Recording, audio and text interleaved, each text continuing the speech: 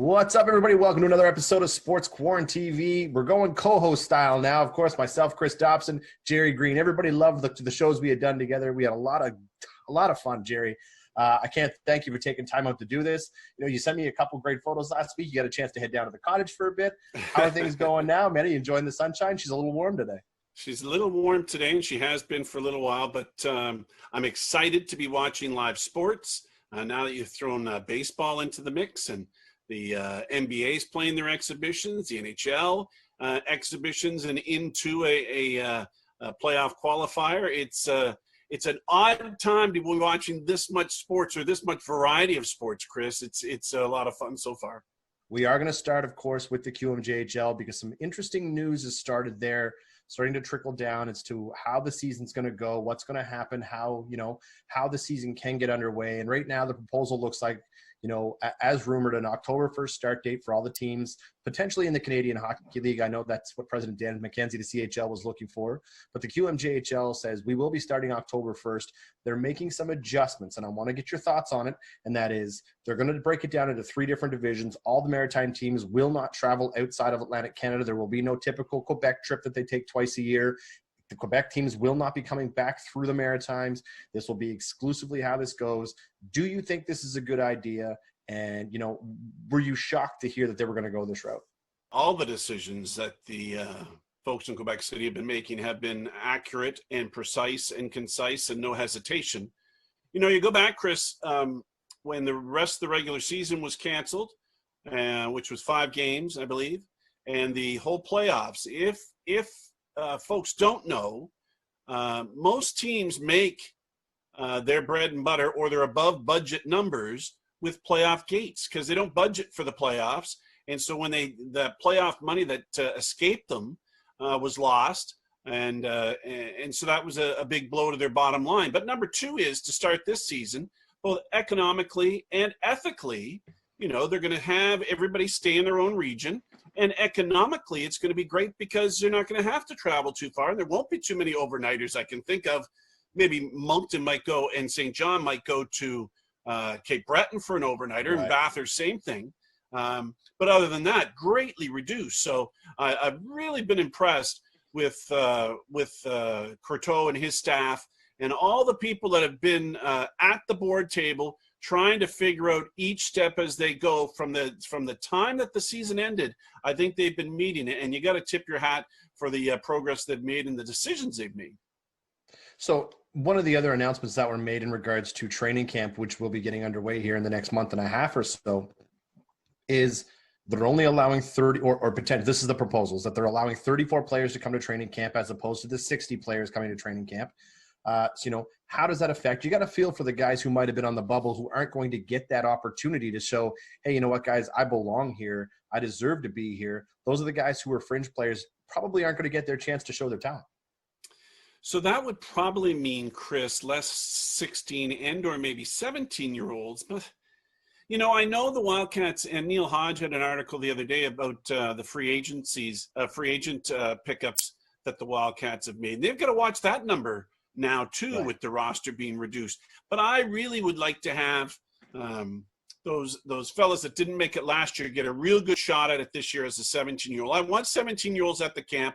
A 16-year-old I can see making them wait for another year just based on not maybe on talent, but just again the way the game has gone with the pandemic and how things have been shortened up, not only the roster but the schedule and everything. So I just hope there's a lot of good 17-year-olds that the Wildcats players that couldn't make it last year, maybe late 17s, early 18s, that I think could make this team. So I'd rather see them build from within rather than the free agency. But if you find a good free agent, and some of those free agents are 17 too, that didn't right, get drafted, doesn't mean it's a 19-year-old free agent. Yeah, but it does certainly present a challenge for Richie Thibault and his staff to pick the right 34. I want to talk about the Moncton Wildcats specifically because due to this pandemic, of course, it's no secret that the Wildcats may or may not have gotten robbed. No one knows what would have happened once the postseason started, but they were gearing up for a solid run. But there was another article that came out again from Neil Hodge talking about those overagers who have NHL contracts And the Wildcats had a slew of them. So if they're trying to figure out what 20-year-olds are going to come back, which ones are not, well, there are rumors out there now that some of these guys have asked to potentially come back to the Q, because with the way the NHL season's going, the AHL has been canceled already. These guys are going to be looking for a home. They're going to want to play. So that gives the Wildcats also a lot more leeway in regards to making some moves to speed up this rebuild, if you will, which they've already done a great job at, moving Pelche at the draft. Huge return for that. You got to think a guy like Jordan Spence probably on the move as well. Some of these veteran guys, you talk about the free agents coming in, you got to think these guys are being moved. But if you've got guys like Bo Grew, Jared McIsaac, Gabriel Forche, anybody who's available to trade and they're coming back to the Q, you want to talk about stockpile assets. I mean, they'll be the Halifax Mooseheads of last year. It'll be crazy. You're right, Chris. And you know what? The other thing is, I know your timer's telling us to move on. Yeah, my Jerry, timer's telling us to move on. I'm sorry. But what I'm trying to say is that if those four guys you talk about, well, I don't think Rodrigue is one of the four, but I'm thinking of the Grews, Forches, and McIsaacs.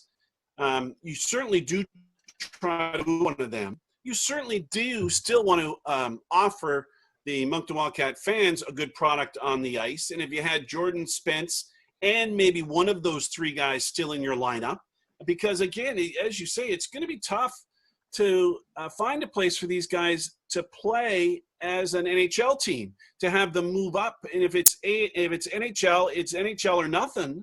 If the AHL is going to cancel their season, and they're not going to go and play in the East Coast League, might as well play in the Q. And again, if they get distributed to contending teams, they get another shot at a championship. That was what was so heartbreaking about the end of the season, and the way it ended for these guys was what a team and what an opportunity they had.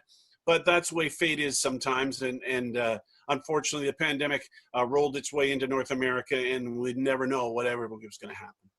Last question I'm going to ask you on the queue before we move on, and that is, I brought up the St. John Sea Dogs. Right now, again, on paper, they're the team to watch this year, not just in New Brunswick, but in the Maritime Division. Trevor Georgie's done a fantastic job of putting this team together.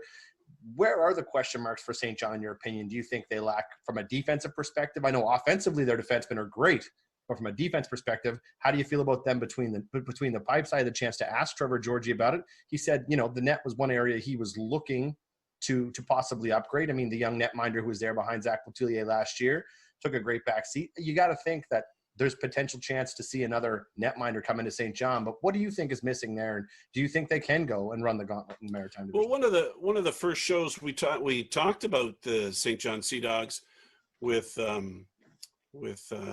Mike Sanderson, right, was, I thought they needed a stay-at-home veteran-type defenseman that wasn't about rushing the puck, and they got that in Christopher Innes with that trade. So he's that part. And then I thought, okay, I don't think they have the stability in the crease. And what do they do? Is it Paglarulo that they got from Quebec City? He's now coming in, and he'll work with the young fella there. That's what's the young fella's name in St. John? Oh, he started a bunch of games last year. Anyways, I didn't think he was ready for the bright lights. So I think Paglarulo coming in, and then you add an Innes. I think that was the only thing that was missing. And of course, they blended that all with players that they never thought they were going to get, that had, college aspirations in the U.S., that have decided, no, I want to play at home, just the way the world is. I'd rather be closer to home with the pandemic going on, and that's to the benefit of the Sea Dogs. And you were thinking of Patno. That's the young net. Patno, that's it. There we go. Sea Dogs fans have a lot to be excited about, even though they'll probably only be allowed to have 25% of those fans in the building. They should be excited to be there. So anyways, that's great, Jerry. I want to move on because I heard your duck go off. We're going to go to baseball next. First and foremost, MLB season is back. For how long, question mark, is a better question. I can't see any scenario where baseball plays a 60-game season. Something has to get done. I mean, I think 66% of the Marlins roster no longer can play baseball. First and foremost, how excited are you that baseball's back? Very excited, and I'm very excited watching the Toronto Blue Jays. And again, I think what's been presented to the Blue Jays is a huge challenge. Can't play in their home field, can't play anywhere else but Buffalo. And most of the time, I think they've got some games this week where they're playing in the same park with the Nationals, and they become the home team, and the Nationals become the visiting team until the park in Buffalo is ready. I think it presents a huge challenge for them and a huge opportunity for them to say, no pressure on us. If we lose, we're expected to, because we've been playing on the road or away from our natural home in Toronto for so long. But baseball, the Florida Marlins have been slapped hard with the coronavirus, and who knows what's in the future for them. But I was reading an article today that talked about, well, it appears that most of the hot spots are in the East. And so the Western teams, be it in National or in the American League, are not really worried about whether or not the season is going to end or get cut short. But Chris, I'm really concerned about, we talked about, you've got all these teams traveling from city to city and playing 3 games and into a hotel, out of a hotel, onto a bus, onto an airplane, and onto another city. That's just a perfect environment to be passing things from city to city. I just don't see how they're going to do it. The bubble's the only way, and the NFL is going to have that same problem. But how the heck do you allow Major League Baseball and your teams to fly across the cesspool of COVID-19 that is the United States of America right now? You look at the NBA, they did it right. Yes, they're in Florida. Yes, it's a hotbed. And unless you're Lou Williams, everybody else is safe out there. The guy just wanted some wings. Other than that, if you they're look good at, wings. Yeah, so I heard they're the best.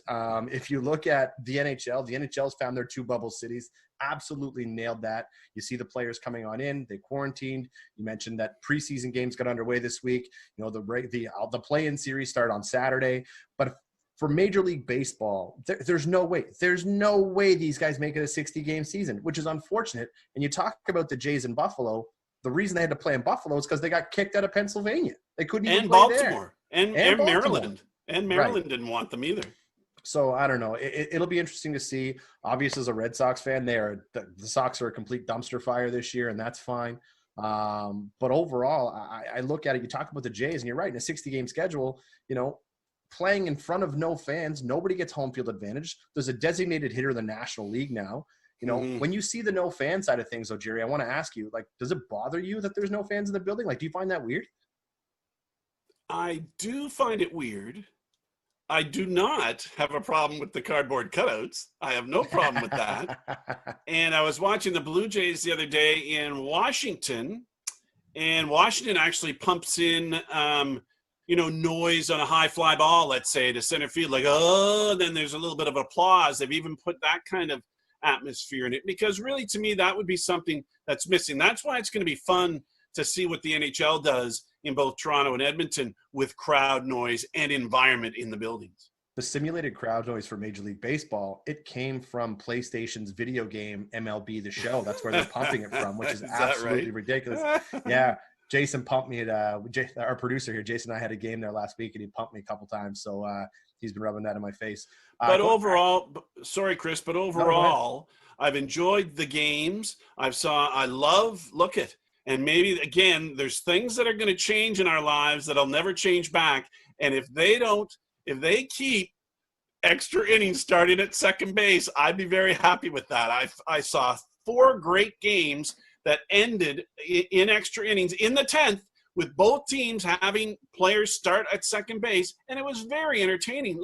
Just like when we added overtime and shootout to NHL. It shortens up the game, in which they need to. Major League Baseball did, because of the 60 games they got to play. But I found it highly entertaining, and that's what it's there for, to entertain us, not to be the true ball game that goes on for 15, 16, 17 innings without anybody scoring, and you're playing 2 games in 1. So you're a Jays fan. I want to ask you this. Is this the most exciting Jays core we've seen in a long time? Oh, I don't know. It's the best young core that still has some proving to do for me, but the potential is huge from what I can see and the way I see them play in the first few games. And it all comes down to pitching, and they've done a good job with their rotation, and their young fella's going to start this week, their first round pick. But I did see Giles get in a game the other night against Washington, hurt himself, and I was Tampa Bay hurt himself, and he's got a forearm strain, which I'm concerned. He's really their closer. But it all comes down to pitching. We can score a lot of runs, yes, true. But defense and pitching wins games. So I just hope that the defense and the pitching can hold up. I think offensively and attitude-wise, they'll be all right. Last question I want to ask on the baseball side of things. The recent survey came out in The Athletic, which ranked baseball stadiums. It was actually interesting to see. I was looking at. So the Oracle in San Fran was number 1. Wrigley was at 10. Fenway Park at 21. The Rogers Center at 27. What stadiums do you love? Which ones have you seen? What makes a great stadium? Oh, well, just watching the Jays, and it's funny, you can see these stadiums a little bit better when there's no fans in them, and how the architecture is in some of these. And that Washington Nationals Park is very nicely laid out. And I really do hate to say this, I like where the Houston Astros play. I like that porch in the corridor along that wall. I love creative looking stadiums. Cleveland has a good one too. They hosted the All-Star game last year, didn't they? I like their layout. But when it comes to older parks, of course, Fenway's the park, and the stadium, LA, the Dodger Stadium is a unique park too. But I mean, we're talking about old parks here now. But the location, if you've ever been there, Chris, is very unique for Dodger Stadium. It's built into a ravine. And when you walk in the front door, the ballpark is down below you. You walk down to your seat. So it's very unique. But anyways, there's a lot of great parks out there, and some of them newer, some of them older. But the uniqueness of a park is what stands out for me. So we're going to do something a little different. I'm going to have a little fun here. I've got a bunch of different sports-related type questions, not specific topic or where we're going to go with it, because I do want to close the show. I want to close the show out, obviously, with the National Hockey League getting underway. That's huge news. So for the next 4 minutes or so, I've got some random one-liners I would love to hit you with. I want to get your thoughts on it, starting with the NFL. Should the NFL be looking at a bubble plan, as they have seen that the NBA and the NHL have been so successful at it? No. Players are starting to say they won't play. And then they get a minimum salary. Like, there's a lot of money that they're losing. They'd get a minimum salary, but then their contract doesn't count for a year and they move on. You're going to see a lot more of that happen. Chris, it's a physical, violent game played with big, strong men traveling again from city to city and sweating and spitting and being in close quarters with each other. And if you don't have a bubble, Chris, it's useless. If you don't have a bubble, it's useless. I heard an interesting suggestion about a tournament in football, where you could have a regional type of tournament and then move on to another place and play, a semifinal series, and then play with 4 teams, and then break it down from AFC to NFC, which seems interesting. But yes, if the NFL does not use the bubble, they might as well kiss their season goodbye. It's not going to work. Love it. I agree with you fully. Next question. Patrick Mahomes recently just bought a couple shares of the KC Royals. Interesting enough, obviously, when you sign $500 million contract, you can do things like that. I want to know, for fun, if you had that kind of money, what sports franchise would you buy, and what kind of owner would you be? Well, first of all, I'm going to buy, and I don't know if the Royals make any money or not. Their attendance has struggled at times throughout the lean years. But I'm going to buy a franchise that makes money, and maybe big money. And so that would be in a big market. So I love New York City. So it's either the Mets or the Yankees, and I'm thinking baseball because of just the TV money. The baseball money, 162 games and all the money that's generated from that, that's where I'm looking, Mets or Yankees. And I would be at every game on the road, at home. I would go to every game because I own the team. I got to see what's going on. You'd be the Mark Cuban of the New York Yankees, is what you're telling me. But again, I would hire the right people to do what needs to be done, and then let it roll from there, because they've got my money's at stake, and I want to have people that know what they're doing do the important stuff of putting a team together. Truth be told, as I was asked this question as well, and in a quick response, I think I'd buy the Jets, Jerry. I think I'd buy your Jets, the Winnipeg Jets. I love them. Okay, now wait. Why would you do that? For 2 reasons. One, love the fan base. You see how passionate the fans are in Winnipeg. Absolutely. The crowd, that's what I want to be a part of. Oh, I respect that. I love it. I know, Chris, but it's a small rink. And they struggle. The ticket prices are really high so that they can keep up with the Joneses. And there was a struggle this year a little bit. And the fan base, after now 3-4 years, Chris, the gloss has come off it a little bit. I would love to own the Jets too, in a town that I love. But it would. I'm about the money. If I'm going to invest that money that I just got for $500 million, I'm going to make sure I spend it right. Last question, 60 seconds or less. Vince Carter retired from the NBA. Where does he rank in regards to some of the most exciting athletes to ever play his sport?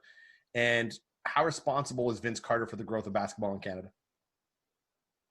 Well, for the growth of basketball in Canada, huge. Because when the Raptors first hit with the Grizzlies quickly fizzled. And so then the Raptors became Canada's team, just like the Blue Jays have become Canada's team. And he make you so proud when he went to the All-Star game and the slam dunk competition of which he won. But Chris, that's really what he's known for.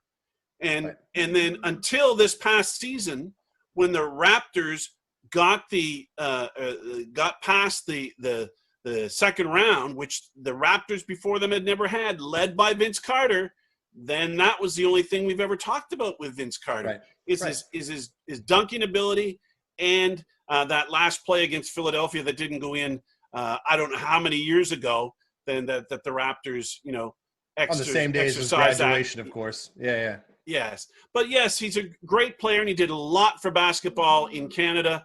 But as they look at sometimes, statistics and championships is what they look at for longevity and something to be proud of. Love it. All right, Jerry, thanks for doing that. Let's move on. Let's talk about the National Hockey League. We've got about 5.5 minutes left till we're wrapping up. I could do this forever. The National Hockey League play-in series starts this Saturday. I want to get your thoughts first and foremost on, they seem like they've got everything right in regards to bubble. Everybody's safe. They're practicing. Everyone's having, everyone seems fine. What are your thoughts? How excited are you that hockey's back? Because we've been waiting for months now. And overall, I would like to see, do you think there's going to be any upsets or any shockers that you see in this play-in round? No surprise the bubble works for the NHL because 65% of the NHL is Canadians. And Canadians do what they're told. And if they want to be safe, this is what they were told to do. So the Canadians, Canadian athletes will come and do that and abide by the rules. The bubble's the only way to go, and I think the two cities will have it under control. Okay, who do I think? This is a tough one, Chris, because no one has a home ice advantage. Yeah, it's in Edmonton, it's in Toronto. It's not a home ice advantage at all. Going in, everybody's rested. Everybody's got a clean slate. It's like starting the season over with everybody healthy, and I believe every team has everybody healthy. I really don't know. I'm thinking in the West, could it be a Colorado's time? I don't know. In the East, Tampa's got to recover from what happened last year with losing in the first round to Carolina. So I'm going to go with Colorado and Tampa just because I don't know and I have to pick a couple teams. I hate to say this, and I know a lot of people are picking them.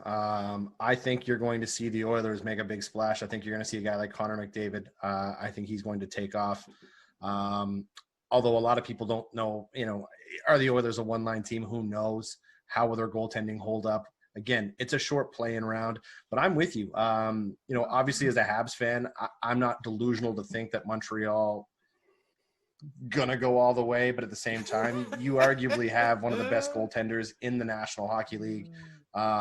He's been criticized a little bit, but at the same time, Carey Price is very capable of taking a series away from somebody.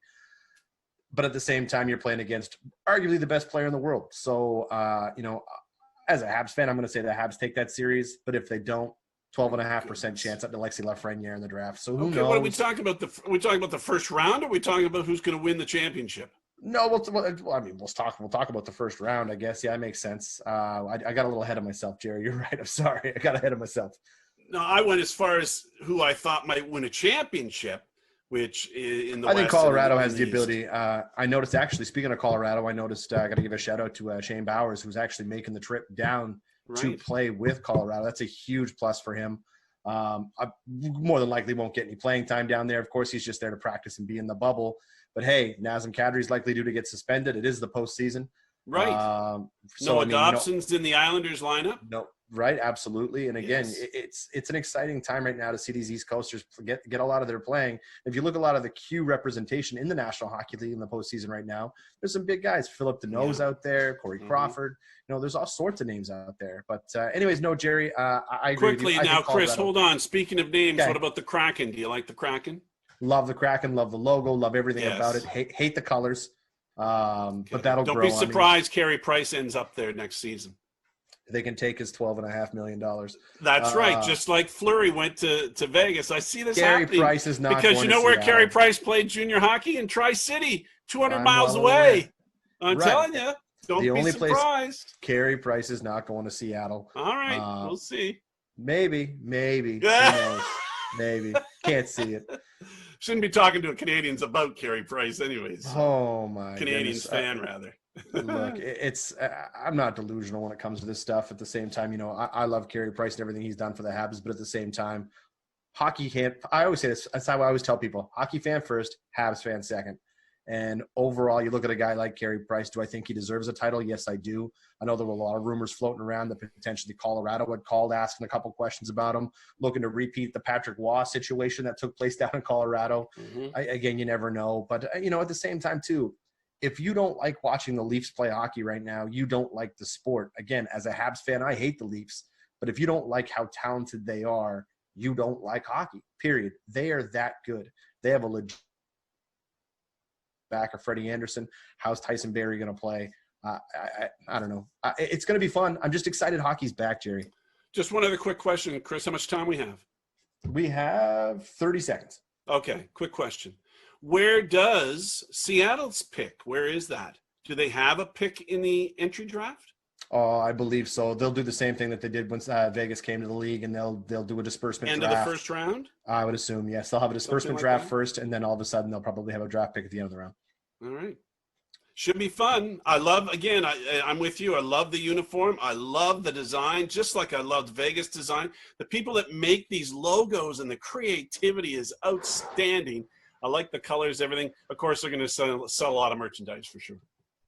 Well, Jerry, that's going to wrap it up. Another 27 and a half minutes in the books. I'm telling you, we could do this nonstop. I hope everybody's had as much fun we had. Jerry, I love having you on board full time now. We have lots to talk about. The fans are going to get excited. We can talk again next week. I'll have a full list of new questions. We'll have a whole list of hockey to talk about because baseball will be done. Oh, I love where your head's at. Thanks for tuning in, guys. We hope you've had as much fun as we've had, and we will see you guys next week.